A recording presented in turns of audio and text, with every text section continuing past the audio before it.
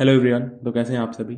मैं आशा करता हूं कि आप सभी बिल्कुल स्वस्थ होंगे और अच्छे से होंगे। तो रिसेंटली अभी मैं 2-3 दिन पहले एक आर्टिकल पढ़ रहा था। मैंने कुछ ऐसी चीज़ें पढ़ी जिन चीज़ों के बारे में हम लोग अवेयर नहीं हैं या उन चीज़ों पे ज़्यादा ध्यान नहीं देते हैं, और वो चीज़ें हमें काफ़ी ज़्यादा इफ़ेक्ट हमारे हेल्थ पर डालती हैं। तो उस आर्टिकल को पढ़ने के बाद मैंने गूगल में सर्च किया, कई वेबसाइट से मैंने डाटा कलेक्ट किया।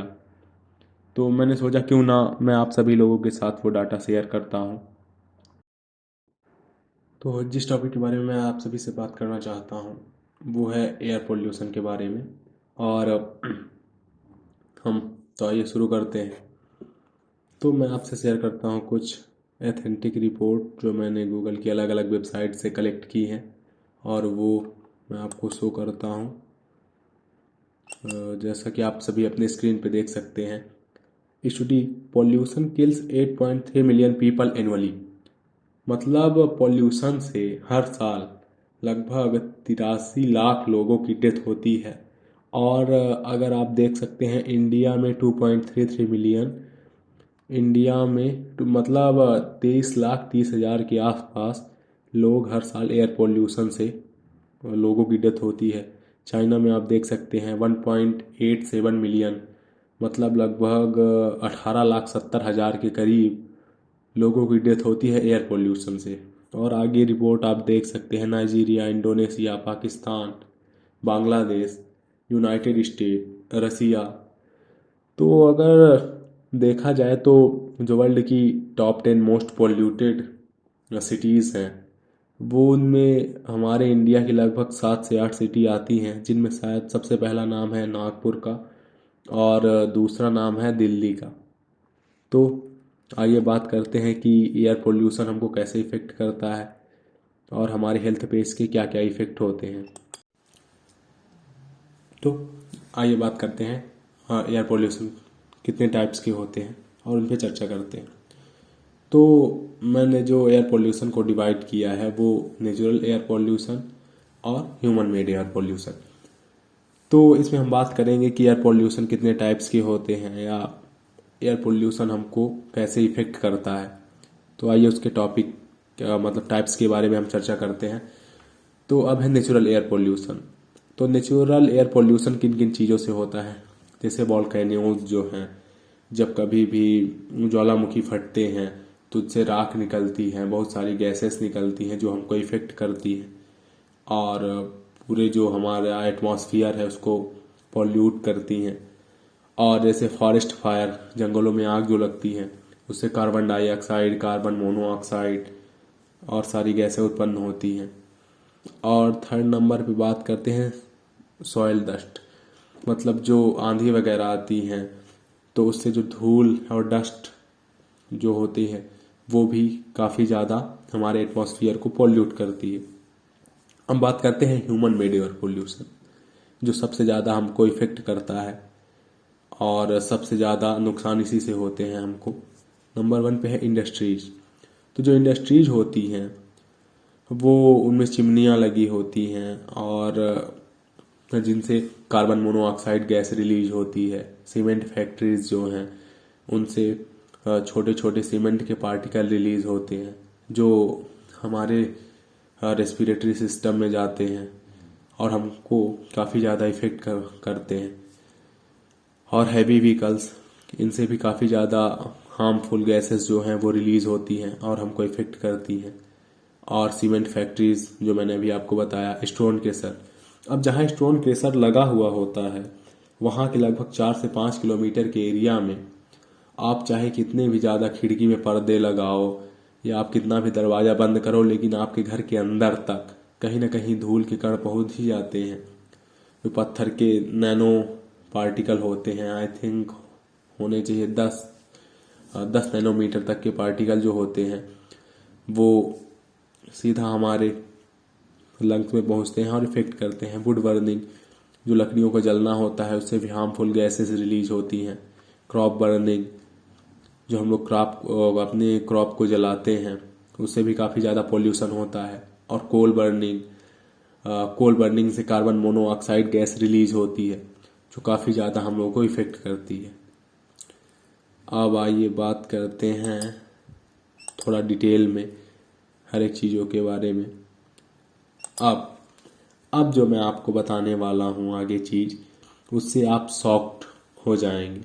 जो बाहर की एयर तो हमारी पोल्यूटेड होती ही है, वो होती है मोस्टली बाइक से या इंडस्ट्रीज से, और लेकिन जो हमारी इनडोर एयर है वो लगभग बाहर की एयर से 10 गुना ज़्यादा पॉल्यूटेड होती है।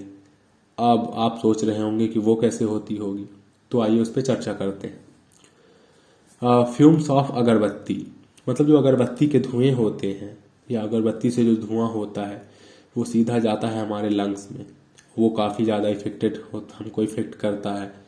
कार्बन पार्टिकल, छोटे छोटे जो पार्टिकल्स होते हैं वो हमारे उसमें घूमते रहते हैं रूम में, जो कभी निकलते भी नहीं हैं, वो हमको काफ़ी ज़्यादा इफेक्ट करते हैं।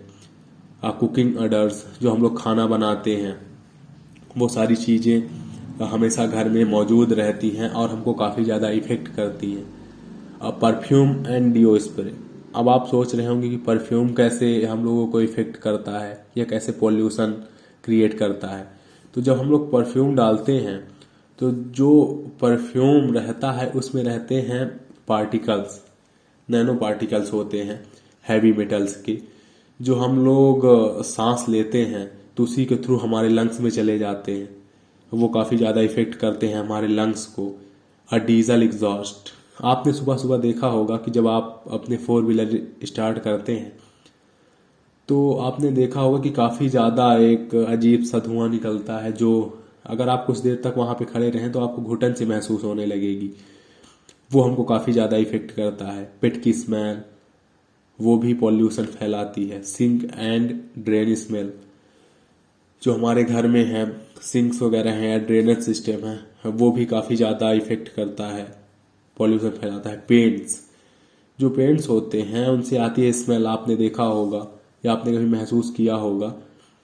तो उनमें भी जो हमारा पूरा रूम है उसमें भी जो एयर है उसको पॉल्यूट करते रहते हैं ये छोटे छोटे पार्टिकल।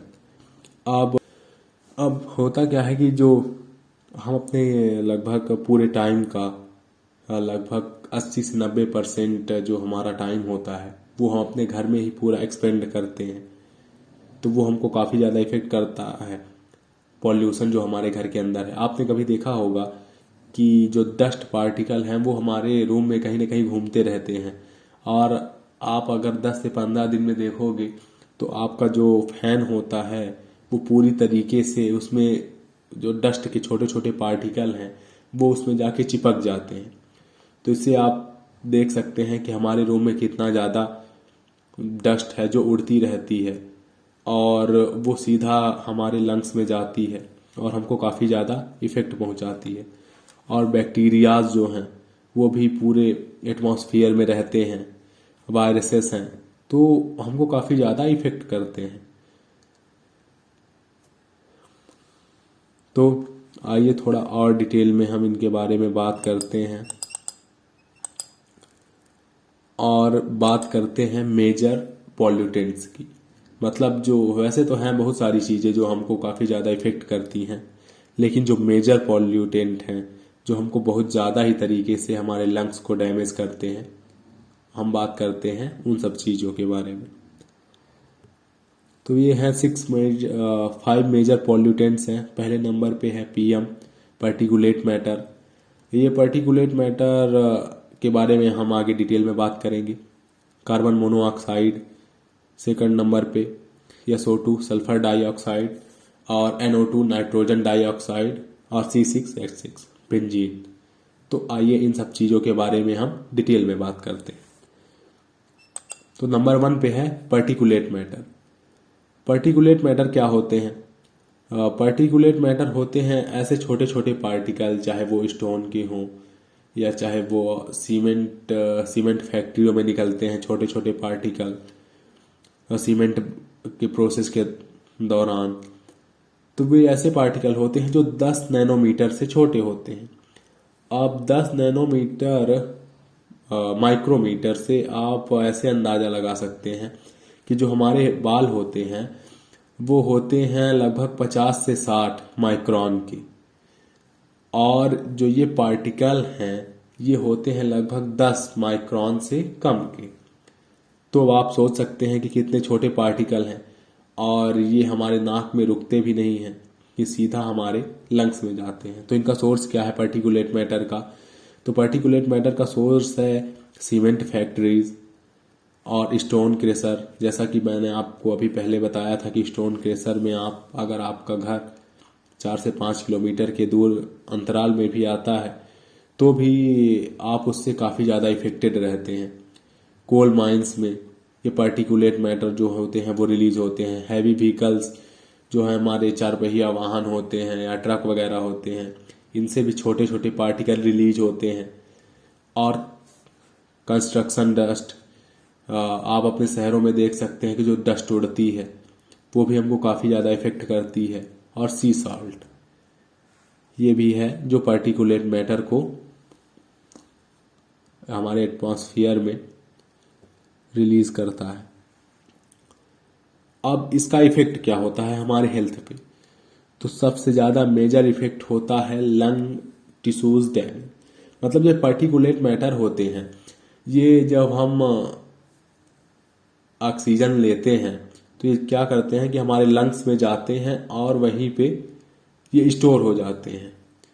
अब मैं आपको दिखाना चाहूँगा, ये आप देख सकते हैं कि जो छोटे छोटे ये हैं पार्टिकल्स PM2.5, मतलब लगभग 2.5 माइक्रोन के, और PM10 10 माइक्रोन के। तो क्या करते हैं कि हमारे, जब हम लोग ऑक्सीजन लेते हैं तो चले जाते हैं हमारे लंग्स में, और हमारे लंग्स में जाके ये वहीं पे रुक जाते हैं। और क्या करते हैं कि ये बाहर तो निकल नहीं सकते हैं, तो जो इसके आसपास के टिश्यूज हैं उनको पूरी तरीके से ये डैमेज कर देते हैं, और धीरे धीरे हमारे लंग्स जो हैं कमज़ोर होने लगते हैं। और इससे हो, और फिर अस्थमा, हमको अस्थमा हो सकता है, हमारा रेस्पिरेटरी सिस्टम बहुत बुरी तरीके से डैमेज हो सकता है। तो आप जब भी घर से निकलें तो मास्क लगाएं, या और बहुत सारी चीज़ें आप मेंटेन कर सकते हैं। इसका अभी मैं आपको पॉल्यूशन के बारे में डिटेल देता हूँ, लेकिन लास्ट में मैं आपको बताऊंगा कि आप कैसे अपने आप को सेव कर सकते हैं।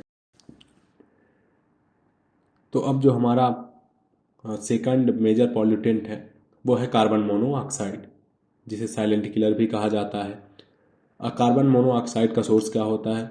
इसका सोर्स है डीजल एग्जॉस्ट, जो हम सुबह अपनी 4 व्हीलर वगैरह स्टार्ट करते हैं, कोल बर्निंग, या जो हम लोग अंगीठी जलाते हैं, और टायर बर्निंग, जो हम लोग टायर वगैरह कभी कभी जला देते हैं। फॉरेस्ट फायर्स, मतलब जो जंगलों में आग लगती है उससे कार्बन मोनोऑक्साइड रिलीज होती है। और फायर प्लेस, जो हम लोग ठंडी में जलाया करते हैं अंगीठी वगैरह, जनरेटर, उससे भी कार्बन मोनोऑक्साइड रिलीज होती है। अब कार्बन मोनोऑक्साइड के इफेक्ट क्या होते हैं हमारी हेल्थ में? अब देखते हैं इसका इफेक्ट ऑन हेल्थ। तो कार्बन मोनोऑक्साइड का हमारे हेल्थ पे क्या इफेक्ट होता है? टाइटनेस इन चेस्ट, मतलब जब हम लोग ऑक्सीजन लेते हैं हमारे चेस्ट में या लंग्स में, तो थोड़ा सा टाइट टाइट फील होता है हमको हमारे चेस्ट में। हेडेक एंड कन्फ्यूज़न, आपको हमेशा सर दर्द रह सकता है और थोड़ा कन्फ्यूजन हो सकता है। वीकनेस, आपको कमजोरी भी लग सकती है। ब्लड विजन, मतलब आपको अच्छे से दिखे ना, या आपने कभी देखा होगा कि बरसात के मौसम में हमारा विजन काफ़ी अच्छा हो जाता है देखने में।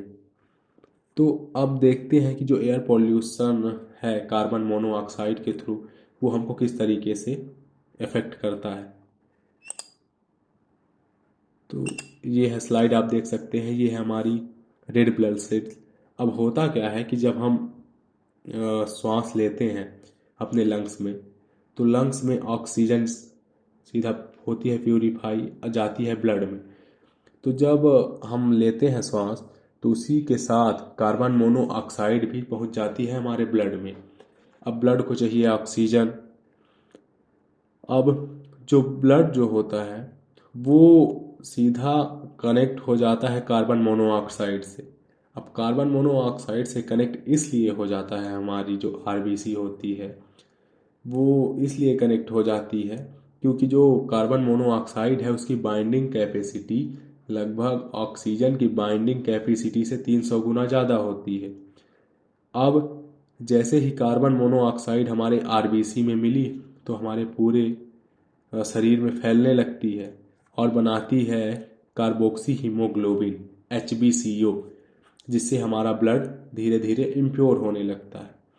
अब इसकी बाइंडिंग कैपेसिटी इतनी ज़्यादा होती है कि अगर हम बाद में प्योर ऑक्सीजन ले भी लें तो भी ये बॉन्ड जल्दी से ब्रेक नहीं होता और ये लंबे समय तक हमको इफ़ेक्ट करता है। अब थर्ड नंबर पर बात करते हैं, वो है सल्फर डाइऑक्साइड। तो सल्फर डाइऑक्साइड का सोर्स क्या है? सोर्स है इसका coal burning, paper factories, petroleum refineries, cement factories, इन सभी से सल्फर डाइऑक्साइड रिलीज होती है और इसका इफेक्ट होता है हमारे हेल्थ में। लंग्स कैंसर, हमारे लंग्स में कैंसर हो सकता है क्योंकि इसमें पीएम पार्टिकल होते हैं, पार्टिकुलेट मैटर, जो हमारे लंग्स में जाकर लंबे समय के लिए रुक जाते हैं और वो हमारे अपने आसपास के सभी भी एरिया में जो कुछ भी टिश्यूज होती हैं उनको डैमेज करने लगते हैं। कफ, हमको अधिकतर कफ रहेगा, खांसी होगी, सर्दी या जुकाम रहेगा, ब्रोंकाइटिस, मतलब जो हमारी श्वास नलिका है उसमें सूजन रहेगी हमेशा। ये होता है सल्फर डाइऑक्साइड का इफेक्ट। तो एक फोर्थ नंबर पे चर्चा करते हैं नाइट्रोजन डाइऑक्साइड के बारे में। तो नाइट्रोजन डाइऑक्साइड का सोर्स क्या है? इसका सोर्स है व्हीकल फ्यूल, जो हम लोग अपने फोर व्हीलर में डालते हैं, टू व्हीलर में फ्यूल डालते हैं, उसका जो धुआं निकलता है उससे नाइट्रोजन डाइऑक्साइड रिलीज होती है। कोल बर्निंग, जो हम लोग कोयला जलाते हैं, और वेल्डिंग, आपने देखा होगा कि जब किसी लोहे की दुकान में वेल्डिंग करते हैं तो काफ़ी ज़्यादा धुआं निकलता है, उससे नाइट्रोजन डाइऑक्साइड रिलीज होती है। अब इसका इफ़ेक्ट क्या है? वाटर ऑन ह्यूमन लंग्स, जो हमारे ह्यूमन लंग्स होते हैं उनमें आपने कभी जगह सुना होगा कि कुछ लोगों के जो लंग्स हैं उनमें पानी भर जाता है, तो ये काफ़ी ज़्यादा हमारे लंग्स को इफ़ेक्ट करता है। Irritation on eyes and throat, आँखों में खुजली होना या गले में अधिकतर खराश रहना। ये मैं आपको नेक्स्ट स्लाइड में शो करता हूँ कि हमारे लंग्स में आप देख सकते हैं कि ये हमारी होती है एल्वियोली। इन्हीं में नाइट्रोजन डाइऑक्साइड के कारण हमारी जो एल्वियोली है यहाँ पे भर जाता है पूरी तरीके से पानी और हमको सांस लेने में काफ़ी ज़्यादा दिक्कत होती है और इसमें हमारी डेथ भी हो सकती है। तो इस तरह नाइट्रोजन डाइऑक्साइड हमारे लंग्स को काफ़ी ज़्यादा इफ़ेक्ट करता है। अब फिफ्थ नंबर पे बात करते हैं बेंजीन की। तो बेंजीन का सोर्स क्या है? बेंजीन का सोर्स है सिगरेट स्मोक, टोबैको स्मोक और व्हीकल एग्जॉस्ट और इंडस्ट्रीज। तो जो बेंजीन रिलीज होता है मोस्टली रिलीज होता है उस ये सिगरेट वगैरह के धुएं से, और टोबैको जो लोग बीड़ी वगैरह पीते हैं, और डीजल एग्जॉस्ट से तो होता ही है। इंडस्ट्रीज में भी बेंजीन रिलीज होता है, लेकिन मेन सोर्स जो इसका है वो है सिगरेट और टोबैको स्मोक। और इसका हेल्थ में हमारे इफेक्ट क्या होता है? डिक्रीज इन आरबीसी, मतलब जो हमारी रेड ब्लड सेल्स हैं वो धीरे धीरे डिक्रीज होने लगती हैं। अगर कोई आदमी है वो आपके बगल में खड़ा होकर सिगरेट पी रहा है, अगर आप नहीं भी पीते हैं तो भी वो आपको काफ़ी ज़्यादा इफेक्ट कर देता है, क्योंकि उससे जो गैसेस रिलीज होती हैं वो जाके हमारे आरबीसी में पहुंचती हैं और बनाती हैं कार्बोक्सी हीमोग्लोबिन, जो लंबे समय तक हमारे बॉडी में रहते हैं और बहुत ज़्यादा हमको इफ़ेक्ट करते हैं हमारी हेल्थ पे। और एनीमिया, मतलब खून की कमी हो सकती है हमारे बॉडी में, मेनली आरबीसी की कमी हो जाती है। वीक इम्यून सिस्टम, मतलब हमको ज़्यादा अगर आपको ज़्यादा सर्दी जुकाम या खांसी होने लगे, बुखार होने लगे, तो आप समझ सकते हैं कि आपका जो इम्यून सिस्टम है वो हो रहा है धीरे धीरे वीक हो रहा है, जिसका सबसे बड़ा रीज़न है पॉल्यूशन है। और बहुत सारी चीज़ें मैटर करती हैं, लेकिन जो मेन रीज़न है वो है air pollution. Harmful effect on bone marrow. और आपने क्रिस 3 मूवी देखी होगी जिसमें जो विवेक ओबेरॉय रहता है वो चल नहीं पाता है क्योंकि उसके बॉडी में जो है वो बोन मेरो नहीं रहता है। तो सिगरेट वगैरह के धुएं से, एयर पॉल्यूशन से, या जो इतने सारी गैसेस रिलीज होती हैं जो मैंने आपको अभी मेजर पॉल्यूटेंट्स बताए, तो इन सभी से धीरे धीरे हमारा जो हेल्थ है वो काफ़ी ज़्यादा डैमेज होने लगता है। हमको पता नहीं चलता है, शायद इसके बारे में हम लोग इतना अवेयर नहीं है या कभी ध्यान नहीं देते हैं। तो आइए बात करते हैं इसके सॉल्यूशन के बारे में। तो सॉल्यूशन नंबर 1 इसका ये है कि आप जब भी कहीं घर से बाहर जाएं तो आप फेस मास्क यूज करें। और सॉल्यूशन नंबर 2 ये है इसका कि आप अगर लगवा सकते हैं तो आप एयर प्यूरीफायर लगवाएं। तो अगले वीडियो में मैं आपको बताऊंगा कि इंडिया का सबसे बेस्ट एयर प्यूरीफायर कौन सा है जो आपके बजट में है और आप उसे यूज कर सकते हैं, अपने घर में लगवा सकते हैं। तो thank you everyone for watching my video. तो मिलते हैं नेक्स्ट वीडियो में।